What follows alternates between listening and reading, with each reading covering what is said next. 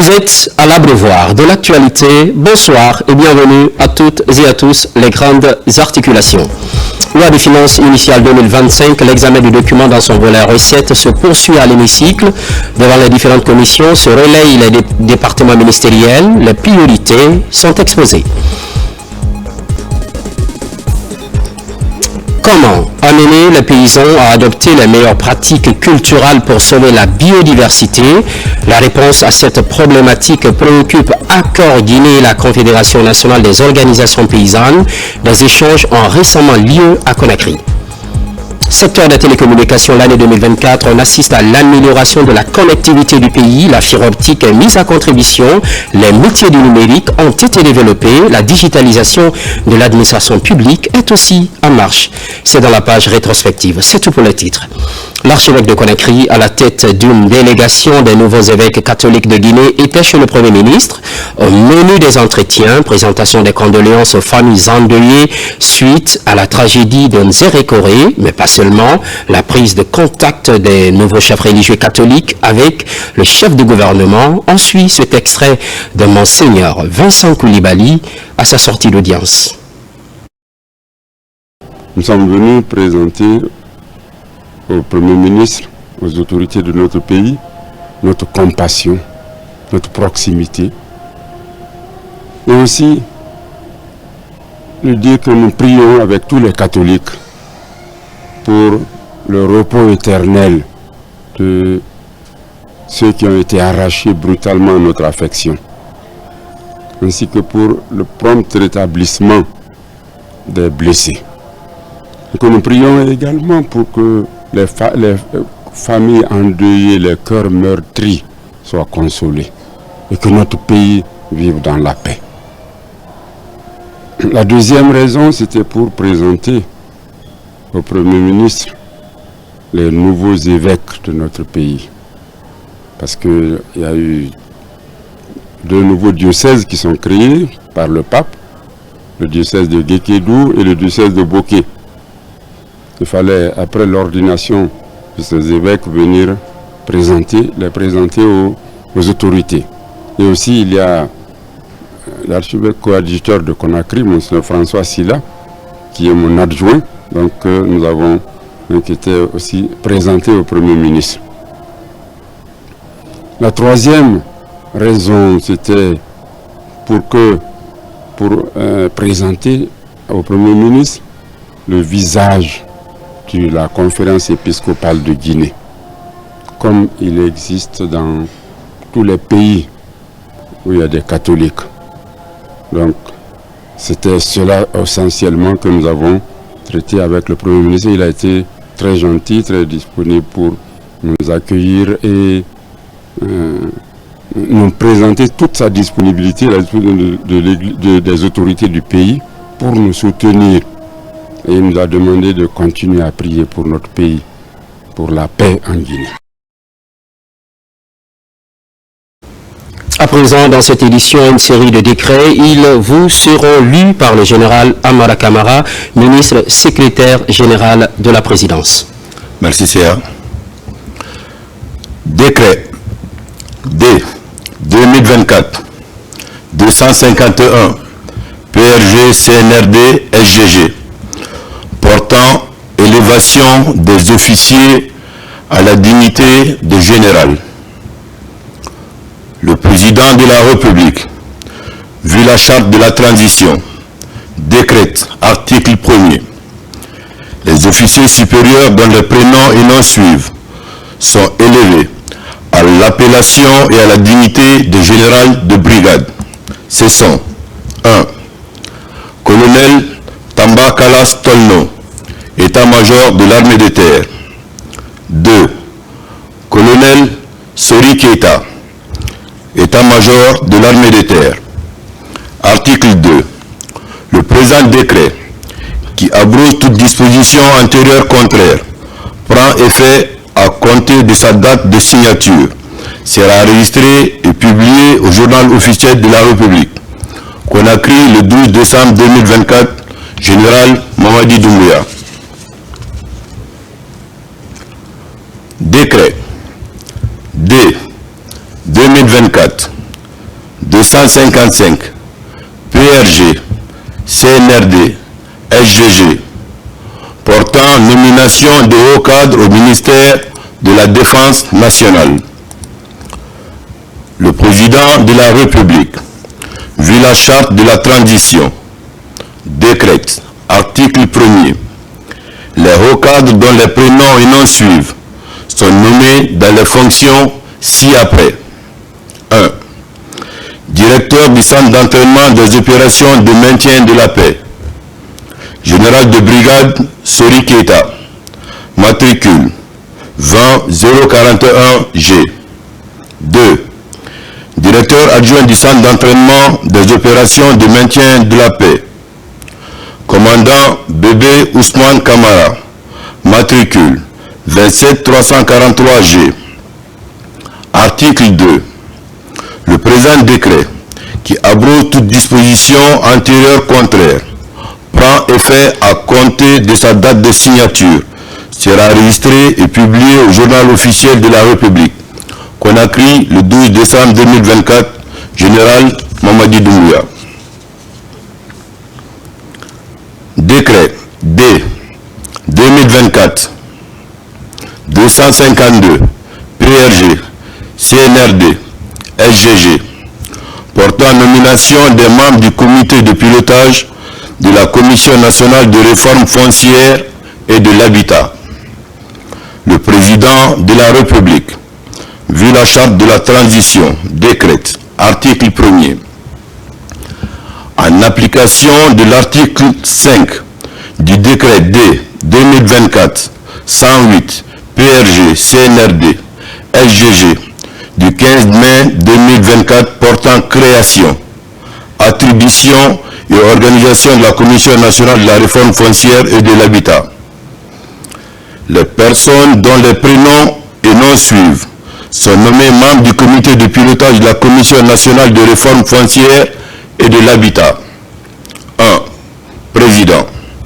Monsieur Mori Kondé, ministre de l'Urbanisme, de l'Habitat et de l'Aménagement du territoire, chargé de la récupération des domaines spoliés de l'État. 2. Vice-président.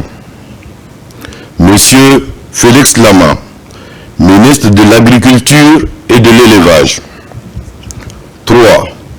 Rapporteur.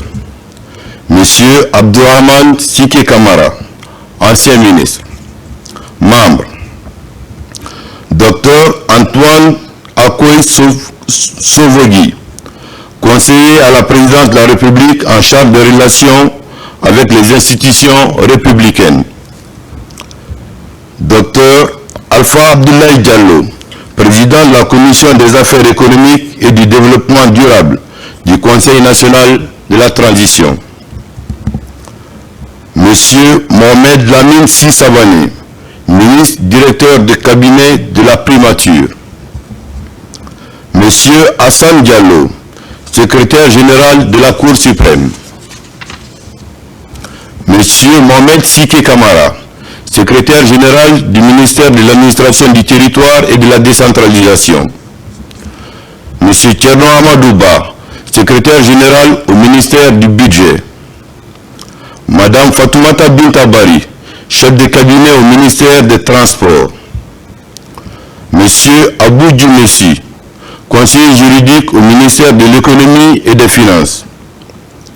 Monsieur Cyril Aboli, conseiller juridique au ministère de l'Environnement et du Développement durable.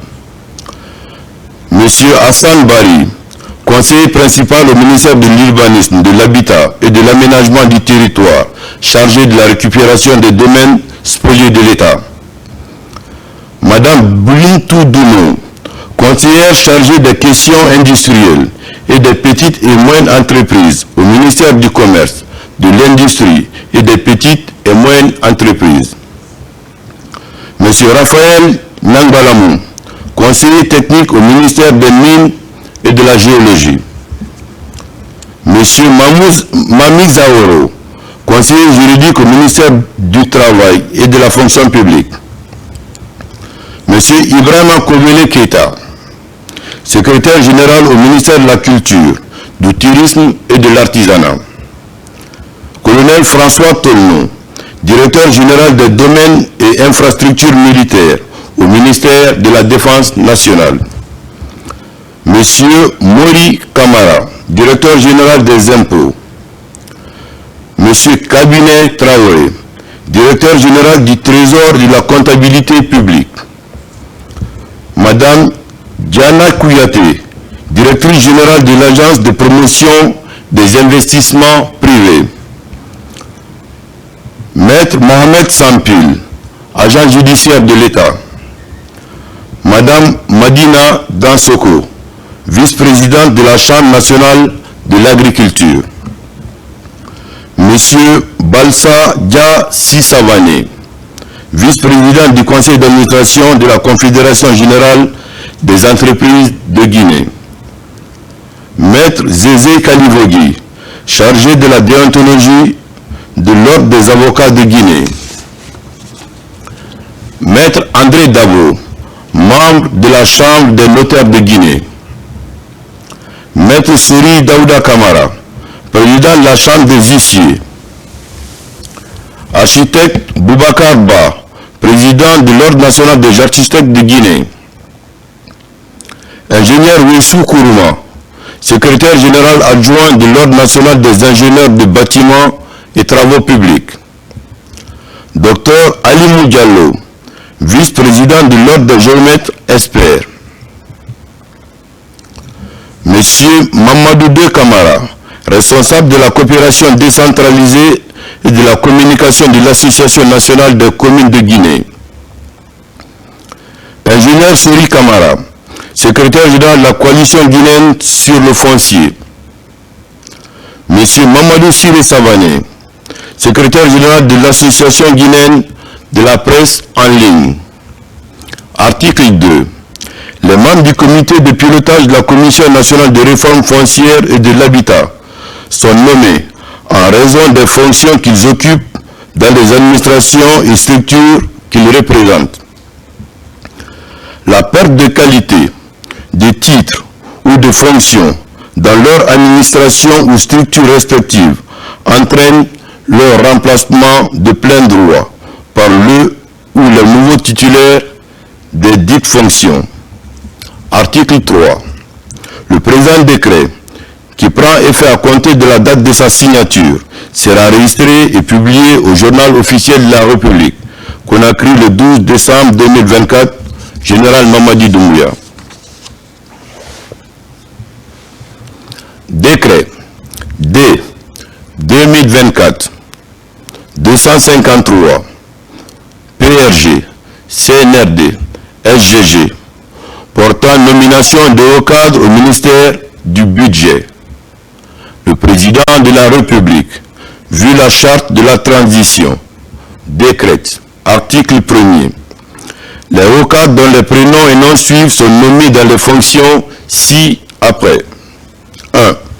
Directeur général du Bureau de stratégie et de développement, M. Elhaj Mamadou Salihou Diallo, économiste, précédemment coordinateur de projet au compte de la BADEA. 2. Directeur général adjoint du Bureau de stratégie et de développement, M.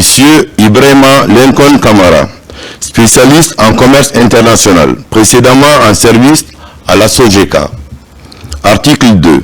Le présent décret, qui abroge toute disposition antérieure contraire, prend effet à compter de la date de sa signature et sera enregistré et publié au journal officiel de la République, Conakry le 12 décembre 2024, Général Mamadi Doumbouya.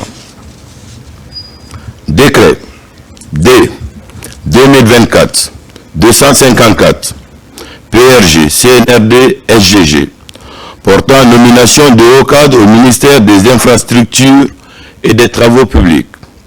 Le président de la République, vu la charte de la transition, décrète, article 1er, les hauts cadres dont les prénoms et noms suivent sont nommés dans les fonctions ci-après. 1. Conseillère principale, Madame Leila Myriam Conté, précédemment chef de division des acquisitions à la Banque africaine de développement. 2. Conseiller juridique, M. Alseni Koulibaly.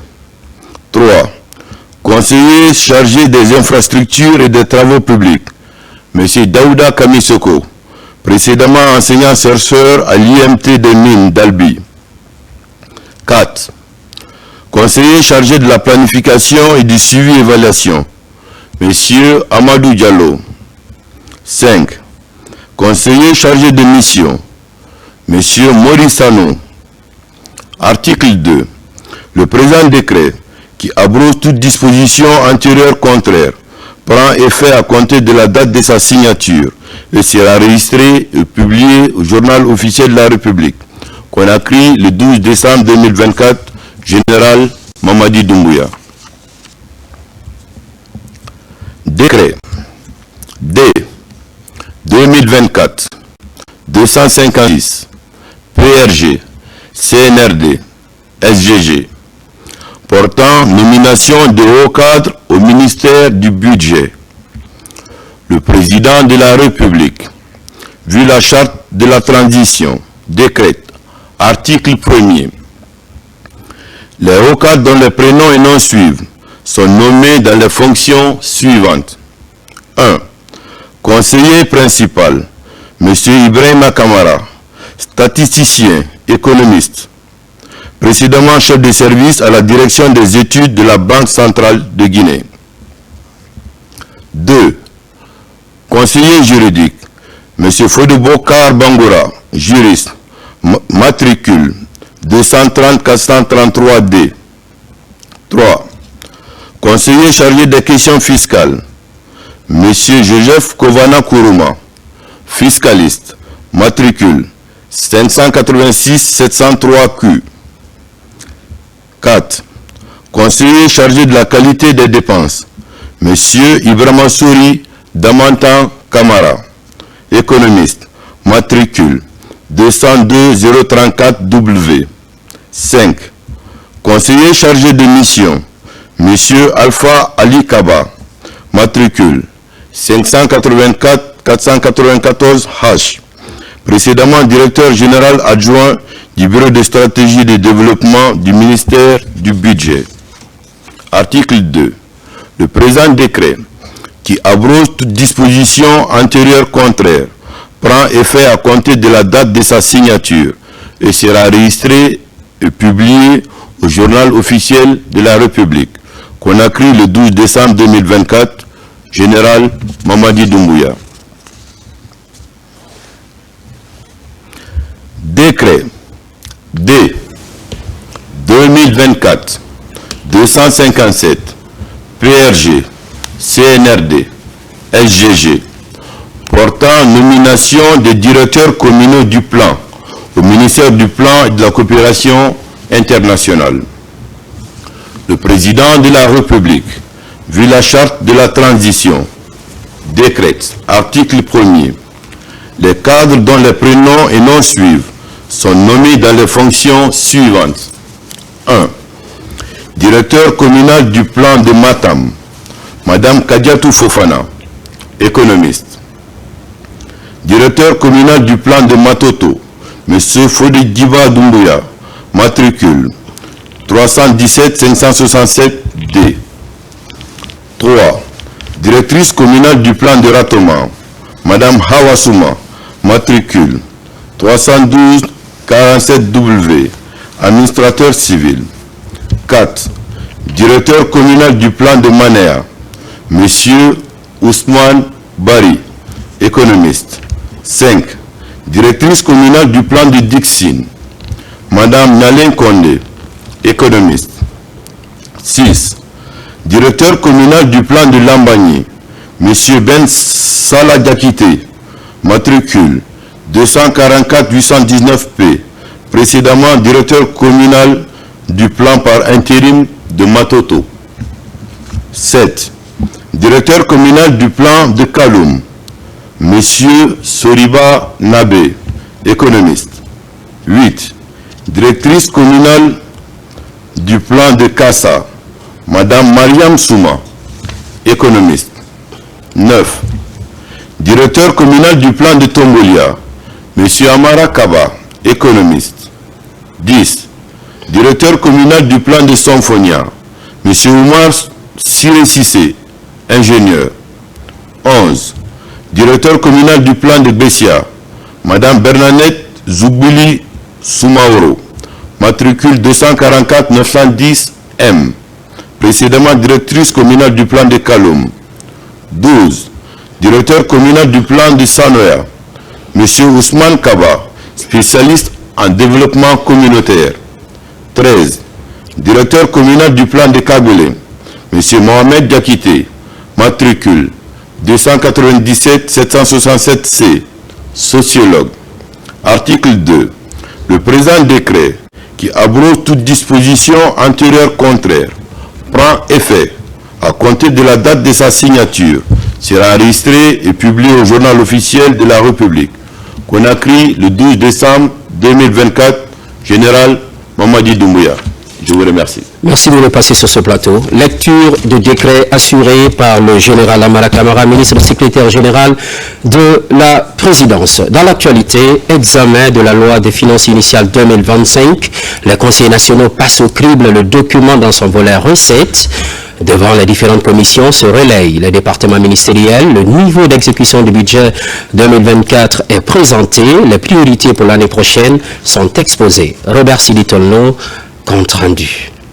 Pour ce premier jour de débat en commission, plusieurs départements ministériels se sont relayés devant les conseillers nationaux pour justifier le niveau d'exécution du budget sectoriel de 2024 et défendre celui alloué en 2025. À la commission réconciliation, par exemple, le ministère de la Communication et de l'Information était venu exposer les priorités et les défis avant de plaider pour une augmentation substantielle du budget sectoriel pour l'année 2025. Nous sommes venus pour faire une plaidoirie concernant notre budget qui a été diminué de façon drastique. Donc nous avons estimé que le CNT doit nous accompagner pour voir comment rehausser le budget. Vous connaissez le département de l'information et de la communication, un département transversal qui a besoin de plus d'appui. Vous savez, déjà on a commencé à améliorer les sites de diffusion, à renforcer les capacités également des radios rurales, également la télé et la radio, parce qu'il faut améliorer non seulement le contenu, améliorer les programmes de nos différents médias de service public, mais également permettre aux populations de mieux comprendre, de mieux entendre ce qui se passe dans le pays, surtout actuellement avec Simandou 2040, les grands projets qui sont annoncés dans le pays. Donc il est nécessaire que les populations soient suffisamment informées. À la commission loi, l'équipe conduite par Kairaba Kaba a défendu le budget sectoriel exercice 2025 dont les priorités porteront sur la poursuite de la construction du centre pénitentiaire de Yorokogia dans Dubrika. À cela s'ajoute la formation des cadres et l'amélioration des conditions de vie dans les lieux de détention. Nous avons constaté qu'il y a un effort à faire pour que l'État améliore sa justice. Sur les questions de droits de l'homme, nous allons proposer à Monsieur le Président du CNT qu'il y ait une journée spéciale consacrée au débat sur les questions de droits de l'homme entre le ministère de la Justice et le CNT. Avec un budget sectoriel légèrement revu à la hausse, le département de l'énergie promet de qualifier davantage le secteur par l'amélioration de la desserte en eau potable et en courant électrique. Nous avons vu qu'au niveau du ministère du budget, ils ont fourni suffisamment d'efforts, mais il reste encore à en fournir parce qu'en ce qui concerne les transferts de crédits liés à l'énergie qui reste extrêmement subventionné, mais aussi le secteur de l'eau qui n'a pas connu beaucoup de financement ces dernières années. Donc on est venu plaider afin que ces deux secteurs qui constituent aujourd'hui le socle de notre vivre ensemble. L'eau, c'est la vie. L'énergie, c'est l'économie transformée. À la Commission Affaires économiques et développement durable, le ministère des Transports a été reçu.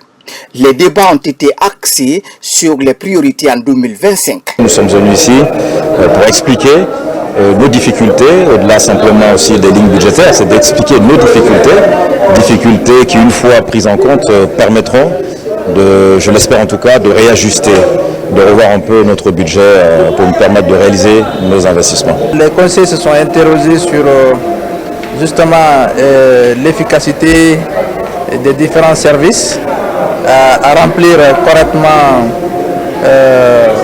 leur contrat de service. Donc c'est extrêmement important et nous sommes pensés également sur la performance du secteur de transport en matière de fourniture de revenus à l'État.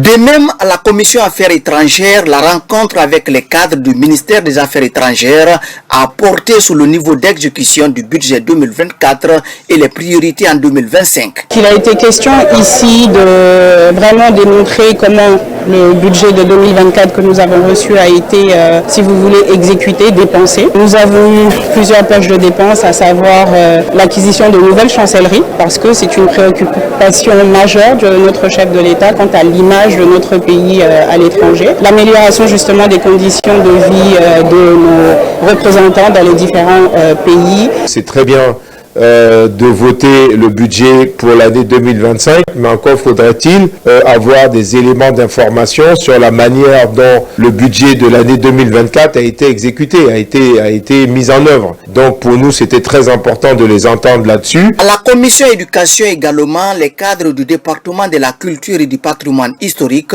ont échangé sur les priorités en 2025 et les perspectives en matière de développement du patrimoine culturel du pays. Notre budget a été rehaussé de 16% par rapport à la loi des finances rectificative de 2024, ce qui est une excellente nouvelle pour nous.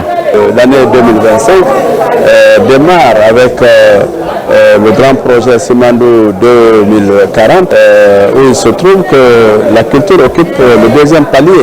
Donc c'est une priorité gouvernementale. Donc c'est pour cette raison nous avons bien voulu écouter le département de la culture sur leurs perspectives en matière de développement de notre patrimoine culturel. Les travaux consacrés à l'examen du budget sectoriel volet recettes se poursuivent durant cette semaine.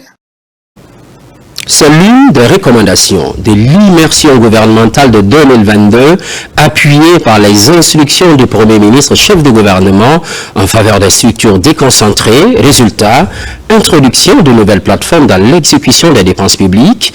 Elle est baptisée Sonoya et touche directement les structures à la base. Un outil du ministère du Budget à travers la Direction générale du budget. La ville de Kindia est choisie pour le lancement. Jenny Yansane. En plus de la collecte des recettes, des innovations majeures dans l'exécution des dépenses au niveau déconcentré. Fini le manuel, place au digital à partir de janvier 2025. Cela donne naissance à une plateforme dénommée Sonéa ou encore La Facilité. Depuis 3 ans, nous sommes en train de produire cette application qui a été inspirée lors de l'immersion gouvernementale de 2022. Donc l'application permettra d'exécuter en temps réel et de transmettre les informations en temps réel, non seulement au niveau central, à la Direction générale du budget, au Trésor, au service du contrôle financier. Les ordonnateurs seront informés en temps réel, par SMS, par mail, les ministres, les gouverneurs, les préfets. Les 33 préfectures se sentent directement concernées. 20% du budget des ministères seront désormais à leur compte. Il n'y a pas de traçabilité. Donc si aujourd'hui, le ministre du budget vient avec cet outil-là pour la facilité, pour la traçabilité et pour la crédibilité et encore la bonne gouvernance, moi je dis que merci au ministre. Comme Kindia, les régions de l'Abbé, Kankan et Zérokoré officialisent simultanément l'outil Sonoya. Question de dématérialisation des dépenses et surtout de cohérence avec la vision du chef de l'État. Il est aligné au programme Simandou à plusieurs sens. D'abord par son nom. Si vous remarquez, le pilier 2 de Simandou, c'est éducation et culture. Et c'est pourquoi nous avons choisi un nom bien de chez nous, Sonéa, pour son nom. Et sur le plan de revitaliser l'intérieur du pays et vivifier tout ce qui est lié aux finances et à l'économie, le pilier 4 de Simandou 2040 est aussi parfaitement réalisé. Pendant ce temps, la maîtrise de la plateforme Sonoya demeure un défi à quelques jours de la nouvelle année. Sa mise en service interviendra à la suite de l'adoption de la loi de finances initiale 2025. Secteur des mines à présent, la société Elite Mining vient d'inaugurer sa base vie, évoluant à Kindia et Forekaria, cette entreprise minière guinéenne à part entière. L'inauguration des premiers logements des travailleurs est présidée par le ministre du Budget en séjour de travail à Kindia. Autorités et populations se sont fortement mobilisées. Ça, Martin Francinaduno, Alpha Camara. En Guinée, le secteur minier est en pleine expansion et les autorités œuvrent pour la promotion du contenu local. L'une des conditions est bien la création des champions nationaux dans ces secteurs. Parmi ces entreprises locales, Elite Mining, la société se concentre sur l'exploration, l'exploitation et le développement de projets miniers à Kindia et à Forekaria. Dans son volet développement d'infrastructures, elle a planifié la construction de 200 logements à Kindia et 100 logements à Forekaria, dont la première phase est terminée avec des bâtiments pour loger les travailleurs. Aujourd'hui, elle procède à l'inauguration d'un bloc de 9 bâtiments abritant une centaine de personnes ainsi que des commodités comme le restaurant, un bloc administratif, un centre de santé et un poste de sécurité. Elite Mining est une société de droit guinéen. Tout le long de sa phase de construction, nous avons utilisé à 100% des compagnies locales. Et donc, tous les fonds d'investissement qui sont arrivés en Guinée ne sont pas ressortis, sont résultés dans les mains des entreprises locales. Elite Mining compte à date 750 emplois indirects et 100 emplois directs. Elite Mining, en tant qu'entreprise guinéenne, est accompagnée par ses partenaires américains et chinois. Il y a 2 ans, Shanjiang Aluminium et Elite Mining ont conclu une coopération pour la mise en œuvre de ce projet. Dans le développement dans le futur, nous continuerons d'accroître nos investissements, d'introduire des compétences techniques et de gestion pour mieux contribuer à l'économie de la Guinée, de mieux augmenter les impôts, de promouvoir l'emploi et de servir la communauté. Le ministre du Budget, en séjour de travail à Kindia, représente son homologue des mines à cette cérémonie. Fassine Silla et la délégation se rendent aussi à Forekaria, au port minéralier de Konta, où la société Elite Mining a fait des simulations. Chère population de Sougeta, je vous confie Elite Mining. Veillez sur Elite Mining pour que ça soit une réussite. Quand ça réussit pour la Guinée, ça réussit pour la population de Kindia et ça réussit pour Sougeta. Donc, nous devons accepter le dialogue. En tant que ministre de la République, je ne pouvais pas venir à Kindia aujourd'hui sans participer au lancement et à l'inauguration de la base vie de Elite Mining, qui a été financée par un groupe chinois et soutenu par un groupe américain, mais surtout le promoteur de ce projet est un Guinéen et qui emploie 100% Guinéens, et toutes les entreprises qui ont réalisé des travaux ici, des œuvres ici, sont guinéens. À la phase d'exploitation proprement dite, Elite Mining se propose de créer plus de 2000 emplois. En cela, son promoteur Alpha Boubacar Sow s'engage à contribuer à la croissance économique de la Guinée et surtout au développement de la région de la Basse-Guinée. Enseignement supérieur, appui à l'innovation et à l'entrepreneuriat en milieu universitaire et scientifique. Les bailleurs de fonds du projet se mobilisent autour d'une table ronde, l'objectif étant de créer des conditions optimales pour favoriser l'emploi des jeunes étudiants. Mounir Bari. Le ministère, à travers la Direction générale de l'innovation, met en place le statut étudiant-entrepreneur des pôles de valorisation de l'innovation et de l'entrepreneuriat pôle vie. Nous avons présenté le projet Innovation Entrepreneuriat, milieu universitaire et scientifique, qui aura pour valeur ajoutée de développer un écosystème favorable aux innovations, favorable à la créativité de nos étudiants, permettant ainsi de répondre aux besoins des entreprises, des industriels, des structures étatiques en Guinée. Ce projet intervient dans le cadre de réformes. Plusieurs qui ont été entreprises par le ministère en charge de l'enseignement supérieur et de la recherche en Guinée. Et ces réformes ont été soutenues par l'Agence universitaire de la francophonie, particulièrement en ce qui concerne le développement de l'entrepreneuriat étudiant, à travers le statut national étudiant entrepreneur. L'objectif est d'impulser cette vision dans les 17 institutions d'enseignement supérieur du pays. Les universités seront dotées d'espaces d'appui à l'entrepreneuriat après les institutions pilotes. Ce projet a été conçu et puis présenté aujourd'hui à ses partenaires que je remercie au nom de Monsieur le ministre qui ont bien voulu faire le déplacement afin de nous écouter, de voir un peu où est-ce que, en tout cas, le ministère veut s'en aller dans le cadre de l'innovation et de l'entrepreneuriat. Avec l'accompagnement des partenaires et des experts, les étudiants auront la possibilité de créer et de booster leur entreprise à travers un programme d'incubation, d'accélération avec en ligne de mire la formation continue. L'accès aux écoles techniques et professionnelles. Le concours est officiellement lancé en début de semaine. Les premières épreuves sont rendues publiques à l'université Hadjibou Barry située à Dimoudoula en banlieue de Conakry. La particularité cette année est l'utilisation de tablettes. Nabila Moussa Kamara. Au groupe universitaire ISIM à l'université Hadjibou Barry située à Dimoudoula, le ministre de l'enseignement technique, de la formation professionnelle et de l'emploi et le ministre de la Santé ont officiellement lancé les épreuves du concours de recrutement dans les écoles techniques publiques et privées en Guinée. Nous sommes venus pour procéder au lancement de ces épreuves-là. Et pour le moment, tout s'est très bien passé. Pour qu'on qualifie les soins, il faut qu'on qualifie le personnel. C'est dans ce cadre que nous sommes là. Et nous espérons qu'à l'issue de ce concours-là, nous aurons des agents de santé bien qualifiés que nous pourrons affecter dans nos structures de santé. Que ce soit à l'enseignement supérieur ou bien à l'enseignement technique, le privé a investi énormément pour créer des salles de compétences vraiment de qualité. Une évaluation de 2 ministères a été organisée. Avant le démarrage des épreuves, les candidats sont informés et orientés sur le processus de l'évaluation et le mode d'utilisation des tablettes.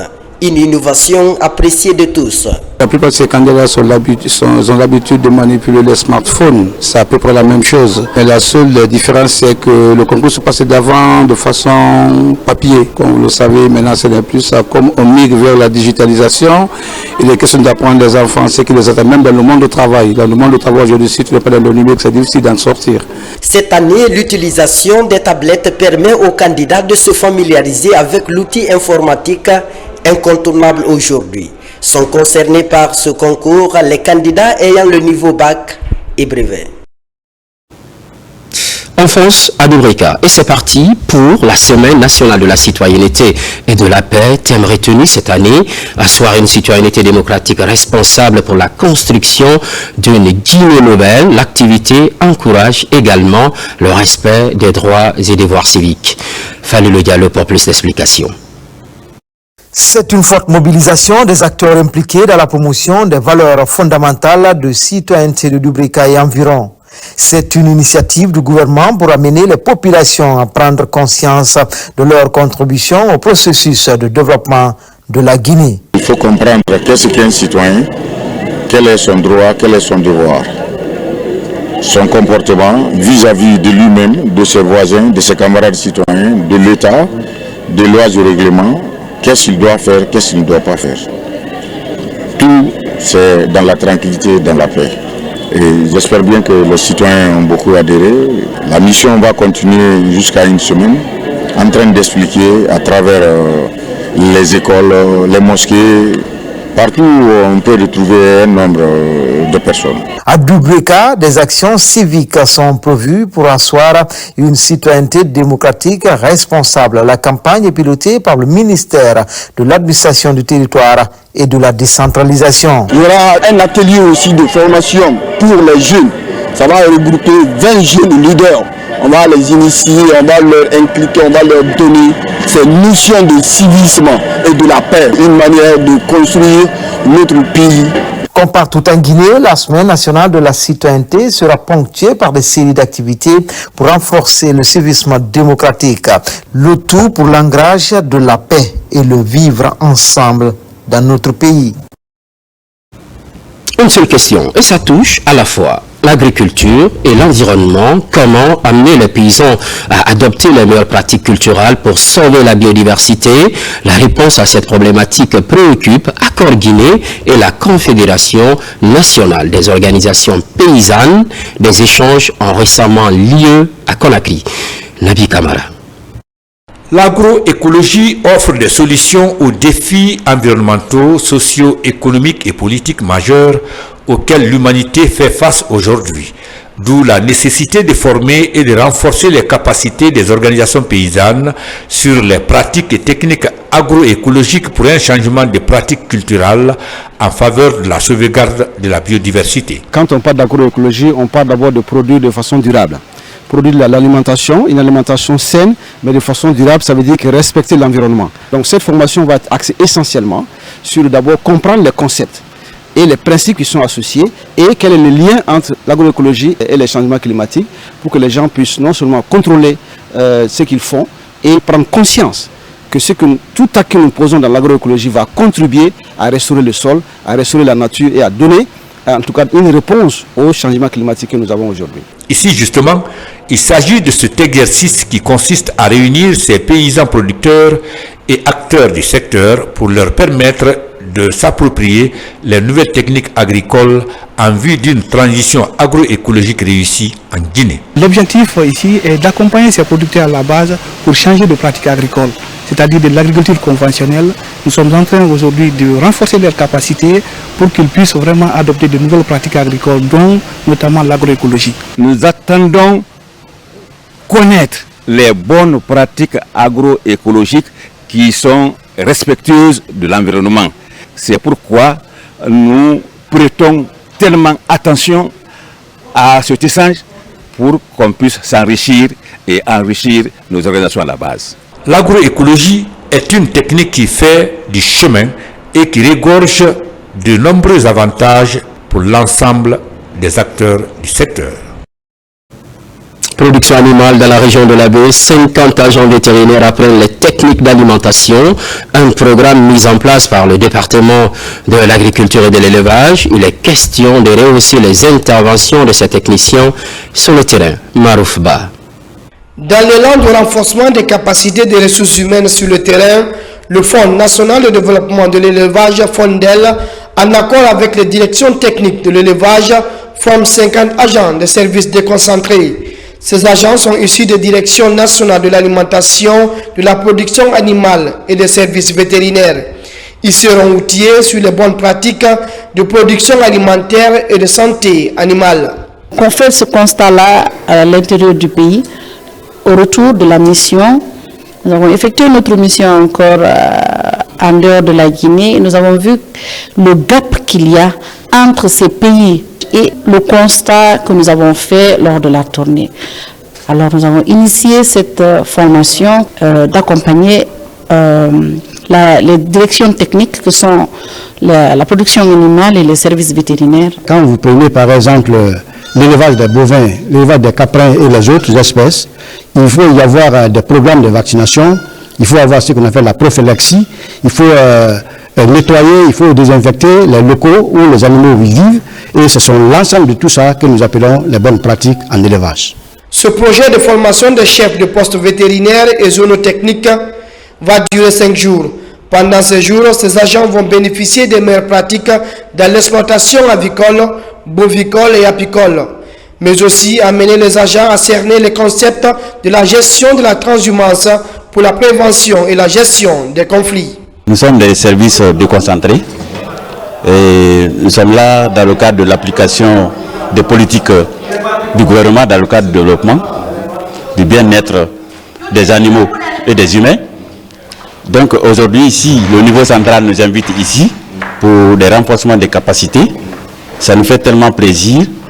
Au sortir de cette formation, les 50 agents seront outillés sur le contenu du code pastoral et de l'élevage. Ils seront aussi en mesure de faire face aux menaces qui pèsent sur la biosécurité. Promotion agricole. Kerouané, bientôt un marché pour l'écoulement des produits. C'est ce qui a filtré de la mission conjointe des ministères de l'Agriculture, des Finances, du Plan et de l'Environnement. Le partenaire FIDA est aussi présent sur le terrain. Par ailleurs, les différentes parties s'intéressent au niveau d'exécution du projet AgriFarm. Fodé Bangali Fofana nous signe cette correspondance. Kerouané Centre accueille la construction des marchés de collecte. C'est dans cet enthousiasme et joie que les populations accueillent la forte délégation du ministère de l'Agriculture et de l'Élevage, du gouvernorat de Cancan et des partenaires venus pour le lancement officiel des travaux. Cet événement s'inscrit dans le cadre de la mise en œuvre des activités du projet AgriFarm, agriculture familiale, résilience et marché en Haute et Moyenne Guinée dans sa composante 2, accès au marché. Nous sommes prêts à collaborer étroitement avec nos partenaires pour atteindre nos objectifs communs et créer un avenir meilleur pour tous. Le présent marché de collecte sera bâti sur une superficie de 1,5 hectare et composé entre autres d'un hall de transaction de 500 à 600 mètres carrés, des magasins de stockage d'intrants agricoles couplés d'un bureau de gestion. La construction de ce marché entre en ligne droite avec les objectifs de développement du projet AgriFarm qui sont eux-mêmes alignés aux objectifs de développement de la localité de Kerouané et du pays. Le FIDA sera toujours aux côtés du gouvernement guinéen pour appuyer le développement du pays, la Guinée. Je voudrais lancer un appel patriotique à toute la population de Kerouané, sans exception, afin de soutenir et d'accompagner le processus. J'invite donc les hommes, femmes, jeunes, notables et enfants de Kerouané à travailler dans l'harmonie avec l'entreprise. C'est un marché dont la construction participera sans doute à l'essor économique de cette commune urbaine de Kerouané. Sur tout autre plan, développement communautaire, une école et un poste de santé, ces infrastructures profitent aux citoyens de Ténia, district de Baguéa, c'est dans la commune rurale de Horira, préfecture de Dobreka, un don de la société Sol Ciment pour améliorer les conditions de vie des populations. Ousmane Ba, Yaya Silla. Nous sommes à Ténia, district de Baguéa, dans la sous-préfecture de Horira. L'ambiance est bon enfant, les populations heureuses d'accueillir les autorités de Dobreka à l'occasion de la cérémonie de remise officielle de ces infrastructures. Il s'agit de 7 écoles primaires de 3 classes équipées de tables-bancs et de ce poste de santé. Un don de la société Sol Ciment pour appuyer les communautés riveraines. C'est une joie pour nous, la société Sol Guinée, d'offrir aux communautés une école et un centre santé. Nous espérons que ce geste va améliorer nos relations avec les autorités et les communautés de Horira. Nos partenaires Sol Ciment viennent de montrer leur soutien aux idéaux du président de la République qui demande le développement à tout un chacun. Nous les encourageons de toujours aider la population. Les populations n'ont plus besoin de parcourir de longues distances pour les soins de santé primaires. Désormais, tout se fera sur place. Quant à l'école, elle va contribuer à renforcer le système éducatif de la localité. Ça fait une grande joie pour la population de Ténia. Tous les partenaires doivent faire comme Sol Ciment. Ainsi, le don qu'on a eu, ça nous a fait beaucoup plaisir. Parce que quand on appelle le développement, d'abord c'est la santé et l'éducation. Vous avez vu les dimensions des salles, deux salles de classe. Ça répond aux dimensions normales d'une salle de classe. Donc c'est une des salles standards. Et vous avez vu la qualité même des tables bancs qui y sont. Moi je pense que vraiment c'est très bonne chose. Et ce que j'ai à dire maintenant à la population, c'est d'accepter d'envoyer les enfants à l'école pour qu'ils viennent apprendre à lire, à écrire et à compter pour qu'ils puissent aussi se prendre en charge dans la vie et aider leur patrie, aider leur nation. En plus de ces 2 infrastructures, des forages sont en cours de réalisation. Une volonté de la société Sol Ciment pour une adduction d'eau potable en faveur des communautés de Baguéa en général et Ténia en particulier. Et puis, cette approche qualifiante pour les sages-femmes, elles sont 360 à se mettre à jour grâce au projet SWED en collaboration avec l'Institut de perfectionnement du personnel de santé, une formation pour comprendre l'évolution de la santé néonatale, un aspect crucial pour la santé des mères ainsi que des nouveau-nés. La première cohorte porte le nom de feu Suleiman Magasuba. Les détails avec Hadia Toubari. Au nombre de 90, elles viennent de boucler un programme de formation en offre de soins obstétriques et néonatales d'urgence de base. Ces sages-femmes vont mettre à contribution les enseignements reçus pour inverser les indicateurs de mortalité maternelle et néonatale dans leurs zones respectives. Cette quatrième cohorte, dont nous célébrons la sortie, marque la fin d'une série de formations structurées de la manière suivante.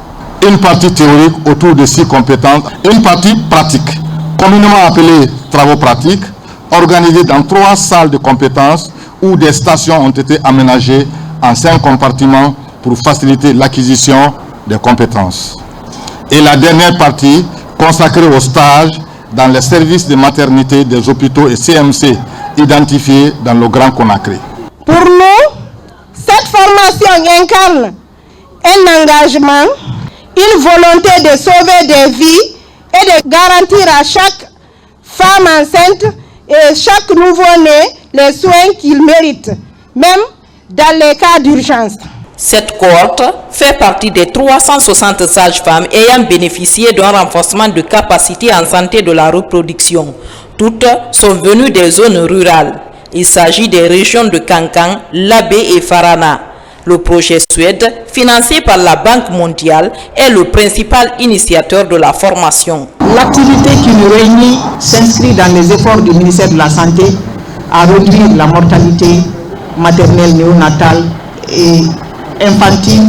Et les sages-femmes que vous êtes un maillon essentiel dans cette chaîne en tout cas dans la chaîne de prise de décision pour la prise en charge non seulement des femmes en salle de travail, en termes de prévention, ce qui concerne les CPN, mais aussi pendant l'accouchement et en postpartum pour la santé des mères et des nouveau-nés. Ce renforcement de capacité continue des sages-femmes concerne les zones couvertes par le projet SWED. L'Institut de perfectionnement du personnel de santé, chargé de la mise en œuvre de programmes de formation, sollicite l'extension du programme pour davantage impacter les communautés rurales. À côté, on n'exclut pas aussi la planification familiale et l'éducation des enfants. La sensibilisation s'intensifie, c'est à l'actif du groupe de religieux pour la santé, le développement et la paix. Pendant ce temps, les responsables et les points focaux se concertent. Un accent est mis sur la prise en compte des nouvelles communes lors des prochaines campagnes. Marouane Kamara. Depuis plusieurs années, ces religieux ont pris position en faveur de la planification familiale et de l'espacement des naissances. Pour mener à bien leurs activités dans les communes de Conakry, les membres du groupe des religieux pour la santé, le développement et la paix ont initié cette rencontre.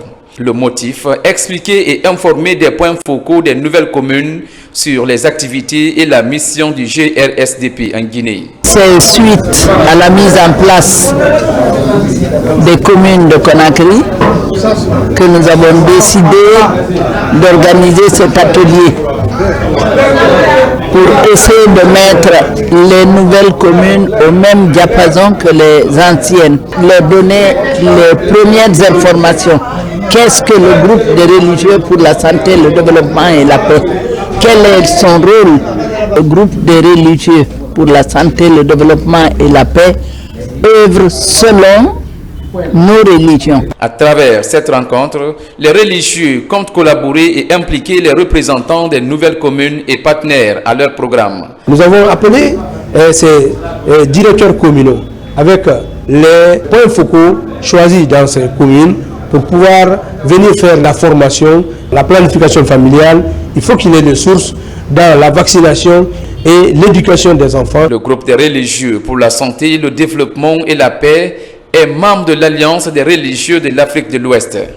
Son ambition est de renforcer l'éducation parentale tout en préservant la santé maternelle et infantile pour un développement commun. À présent, ces chiffres qui font froid dans le dos, 3,5 milliards de personnes vivent encore sans service d'assainissement en toute sécurité. Dans le lot, 419 millions pratiquent la défécation en plein air. La Guinéenne des toilettes et ses partenaires se font entendre. Cela passe par la sensibilisation. L'hygiène des toilettes est promue et c'est à l'occasion de la célébration en différé de la journée mondiale des toilettes. Marie-Angélique Bangoura. Tout le monde mérite d'avoir accès à des toilettes qu'il peut utiliser en toute sécurité et avec dignité. C'est un rappel des Nations Unies et des ONG soucieuses de l'hygiène et du bien-être des personnes.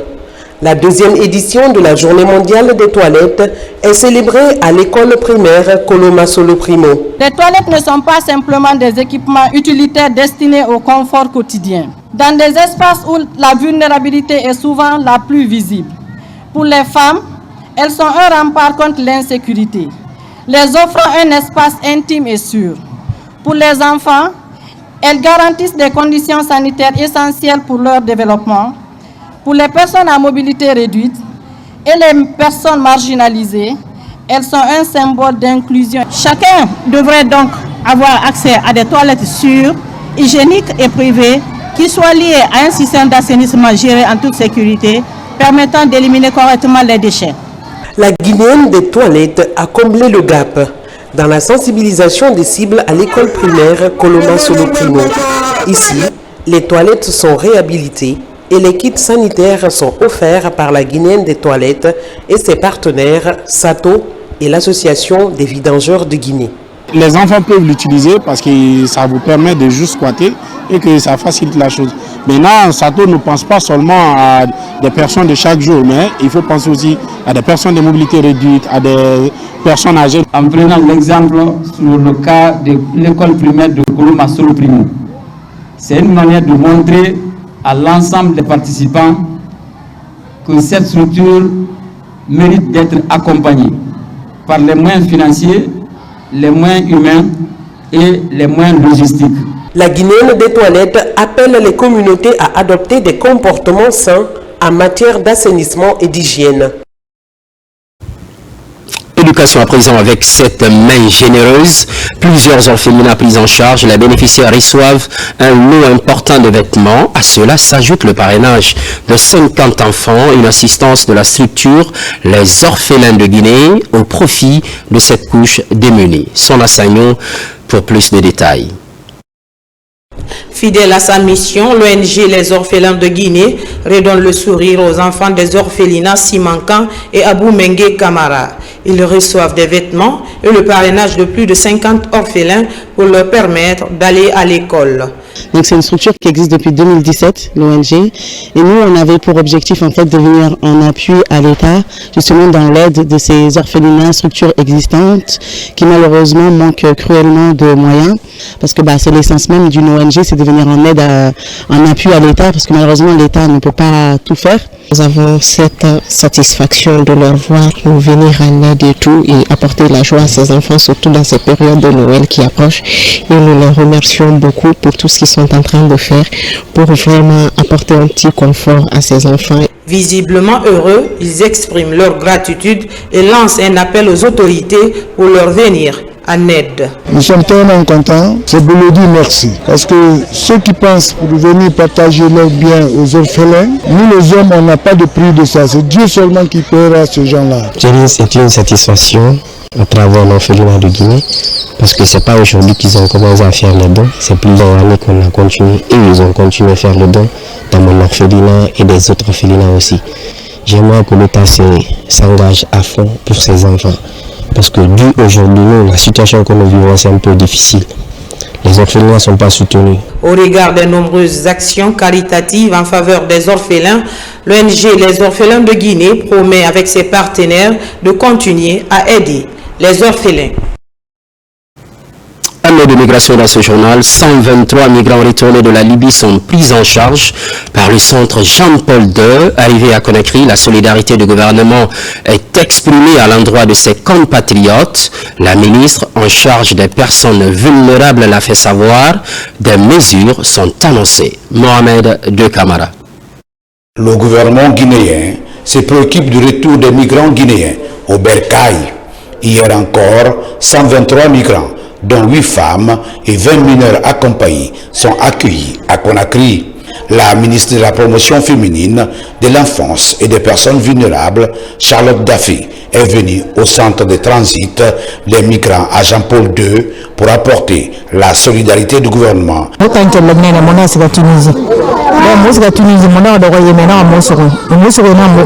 Nous avons été pris en Tunisie et ramenés en Libye pour être vendus avec mon époux et ma petite sœur. Les deux sont décédés en mer. Quelques mois après, je me suis retrouvée dans une situation difficile jusqu'à l'opportunité du retour au pays. Il y a d'autres compatriotes encore dans les prisons là-bas.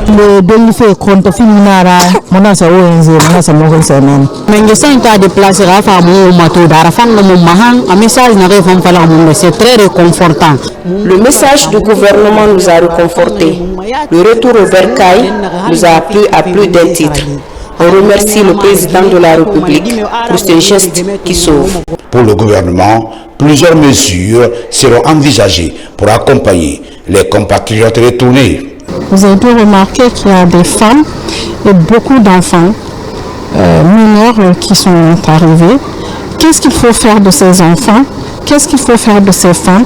C'est ce message que j'ai tenu à leur faire passer, en leur réitérant que le département en charge des femmes et des personnes vulnérables est là pour les accompagner dans leur réintégration socio-économique, leur accompagnement psychosocial et surtout la prise en charge de ces mineurs, de ces enfants. Cet autre groupe de migrants retournés au pays matérialise la volonté des autorités et leurs partenaires à prendre en compte la situation des Guinéens partout où ils sont.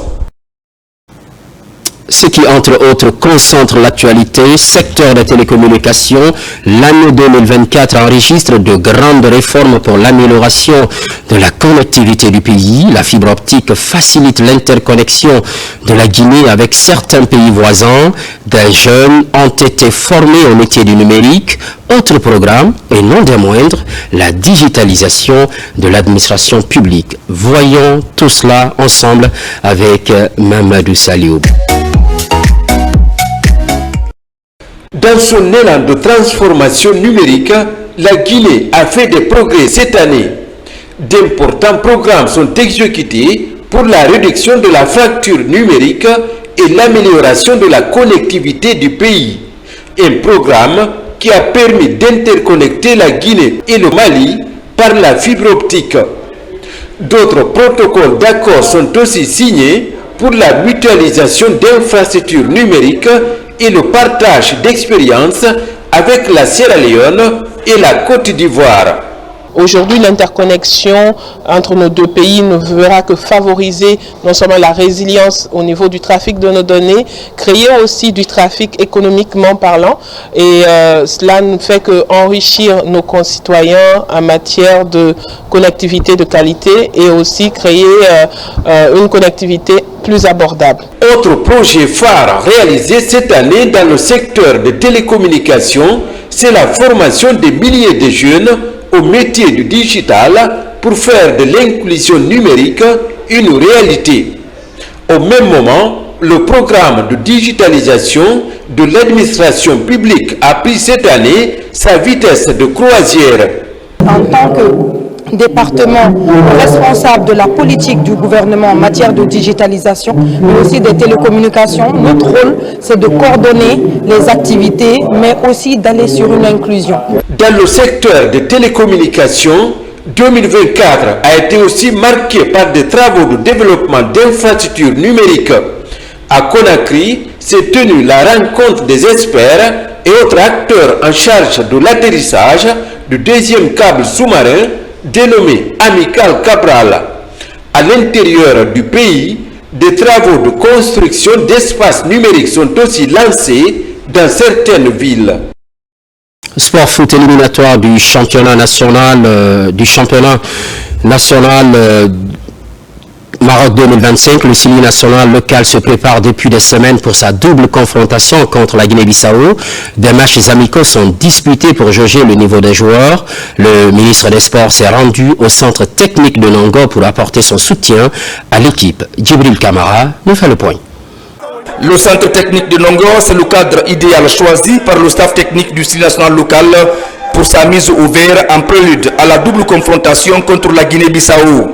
Les 23 joueurs retenus par Suleiman Kamara Abedi sont sur les derniers réglages avant de bouger cette semaine pour la Côte d'Ivoire. Pour signifier le soutien du gouvernement guinéen à cette équipe, le ministre des Sports s'est rendu au centre technique pour remonter le moral des joueurs. Vous savez qu'il y a des centaines de jeunes qui veulent jouer comme vous, n'est-ce pas?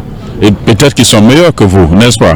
Et vous savez que l'hymne national sera entonné lorsque vous allez jouer contre la Guinée-Bissau. Les Guinéens comptent sur vous parce qu'ils estiment qu'ils ont investi en vous.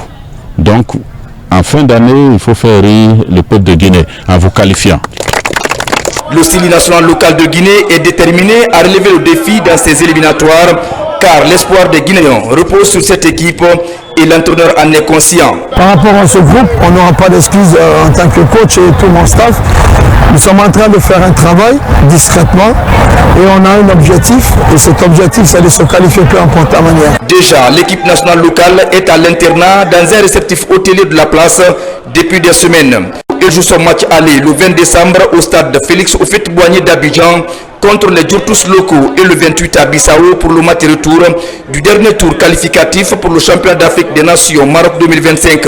Pour s'acclimater, les locaux guinéens joueront un match amical le dimanche 15 décembre à Abidjan contre l'équipe locale ivoirienne. Merci pour l'estime sans cesse renouvelée. Merci également d'être au rendez-vous de la Guinée, notre paradis, terre de richesse et d'innovation. Constante fidélité à toutes et à tous. L'actualité évolue. Les se poursuivent. À très vite.